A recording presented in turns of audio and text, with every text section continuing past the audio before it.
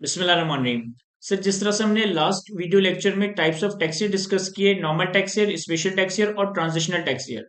अब हमारे पास procedure for change of tax year है, यानी कि अगर एक पर्सन अपना टैक्स ईयर चेंज करना चाहे फ्रॉम नॉर्मल टू स्पेशल और फ्रॉम स्पेशल टू नॉर्मल, तो इस केस में से एक प्रोसीजर फॉलो करना है, जो कि हम आज की इस वीडियो लेक्चर में डिस्कस करेंगे। सिंपल सा प्रोसीजर है, मैं इसे रीड करता हूँ और साथ साथ इसे डिस्कस करता हूँ। कहता है, a person having a normal tax year may apply in writing to the commissioner to allow him to use 12-month period other than normal tax year as a special tax year। अगर एक person normal tax year follow कर रहा है तो वो special tax year पे जाने के लिए कमिश्नर को रिक्वेस्ट देगा, एप्लीकेशन इन राइटिंग देगा। Similarly, person having a special tax year may apply in writing to the commissioner to allow him to use normal tax year। इसी तरह से अगर एक पर्सन का स्पेशल टैक्स ईयर है और वो स्पेशल टैक्स ईयर से नॉर्मल टैक्स ईयर पे जाना चाहता है, तो वो भी कमिश्नर को एप्लीकेशन इन राइटिंग दे रहा होगा। The commissioner shall, by an order, grant permission only if the person has shown a compelling need. Only if a person has shown a compelling need to use the special tax year or normal tax year, as the case may be, subject to any condition that may be imposed by the commissioner। देखिए, आप जब भी commissioner को application for change of tax year दोगे, तो इसके पीछे कोई ना कोई वैलिड रीजन, इसके पीछे कोई ना कोई कंपेलिंग नीड होनी चाहिए। प्रैक्टिकली मैंने अपने टैक्स के करियर में जितनी भी कंपनीज की, जितनी भी टेक क्लाइंट्स के टैक्स ईयर्स चेंज करवाए, उनके पीछे रीजन या compelling need, reason of consolidation होती थी। फॉर एग्जाम्पल कि एक पाकिस्तानी कंपनी है जो कि financial year July to June का टैक्स ईयर फॉलो कर रही है, नॉर्मल टैक्स ईयर फॉलो कर रही है। इस पाकिस्तानी कंपनी को किसी फॉरेन कंपनी ने, किसी मल्टीनेशनल कंपनी ने एक्वायर कर लिया, और मल्टीनेशनल कंपनी या फॉरेन कंपनी का जो अकाउंटिंग ईयर है वो जनवरी टू दिसंबर है।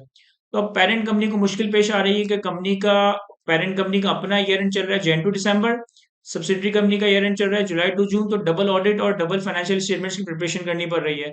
तो पेरेंट कंपनी ने सब्सिडरी कंपनी की मैनेजमेंट को रिक्वेस्ट किया या उनसे कहा कि आप अपना भी टैक्स ईयर चेंज करके नॉर्मल से कैलेंडर ईयर यानी कि स्पेशल टैक्स ईयर पे ले आए।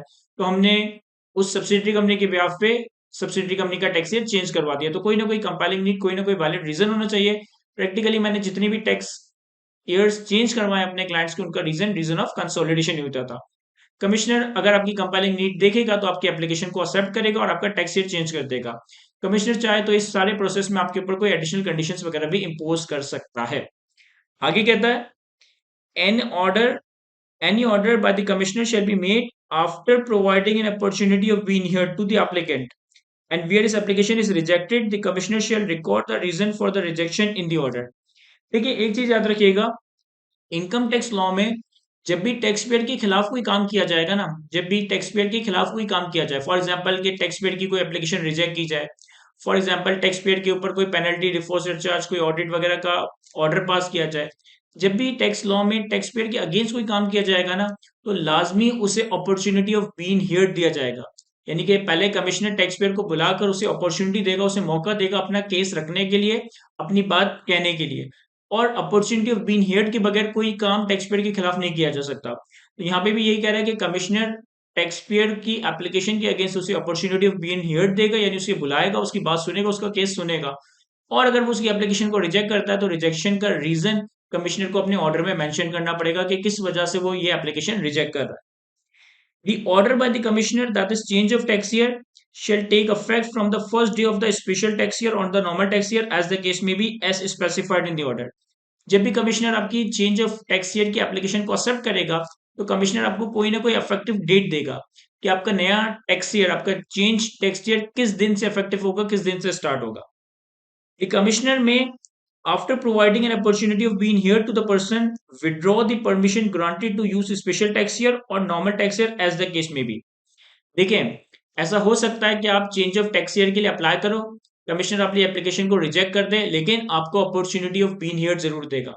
ऐसा भी हो सकता है कि आपने चेंज ऑफ टैक्स ईयर के लिए अप्लाई किया, कमिश्नर ने आपको अप्रूवल ग्रांट कर दी, सब्सिक्वेंटली कुछ अर्सा गुजर जाने के बाद कमिश्नर आपके अप्रूवल को विड्रॉ कर दे, अप्रूवल को रिजेक्ट, मतलब जो अप्रूवल उसने दे दी उसे विड्रॉ कर ले। लेकिन अगर कमिश्नर आपकी अप्रूवल को विड्रॉ भी कर रहा है, तो भी कमिश्नर आपको अपॉर्चुनिटी ऑफ बीइंग हियर्ड जरूर दे रहा होगा। लास्ट में कहता है, a person that is dissatisfied with the order of the commissioner rejecting the application for the change of tax year or withdrawing the permission granted to use the special tax year or normal tax year may file a review application with the FBR, and the decision by the FBR on such application shall be final।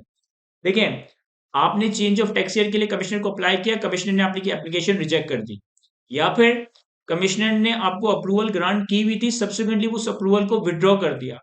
अब आप commissioner के इस फैसले से, commissioner के इस decision से satisfied नहीं हो, तो आप अपना केस एफबीआर के पास, फेडरल बोर्ड ऑफ रेवेन्यू के पास ले जा सकते हो। आप अपना केस एफबीआर या फेडरल बोर्ड ऑफ रेवेन्यू के पास ले जा सकते हो, यानी कि आप एफबीआर के चीफ कमिश्नर के पास जाओगे।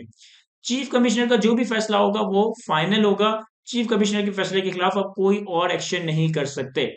आम हालात में जब एक टैक्स पेयर के दरमियान और कमिश्नर के दरमियान डिस्प्यूट अराइज हो जाए, फॉर एग्जांपल किसी टैक्स लायबिलिटी के हवाले से, किसी एग्जम्पशन के हवाले से, किसी भी मामला के हवाले से, तो हम कमिश्नर की बात ना माने अगर, तो हम कमिश्नर अपील के पास जा सकते हैं। कमिश्नर अपील के बाद हम ट्राइब्यूनल जा सकते हैं। ट्राइब्यूनल के बाद हम हाई कोर्ट जा सकते हैं। हाई कोर्ट के बाद हम सुप्रीम कोर्ट भी जा सकते हैं अगर मसला इंटरप्रिटेशन ऑफ लॉ का है। लेकिन चेंज ऑफ टैक्स ईयर के मामले में अगर आप कमिश्नर के डिसीजन से सेटिस्फाइड नहीं हो, तो आप मैक्सिमम एफबीआर यानी कि चीफ कमिश्नर के पास जा सकते हो। और अगर एफबीआर ने जो भी डिसीजन दिया वो डिसीजन फाइनल होगा, वो आपने एक्सेप्ट करना होगा।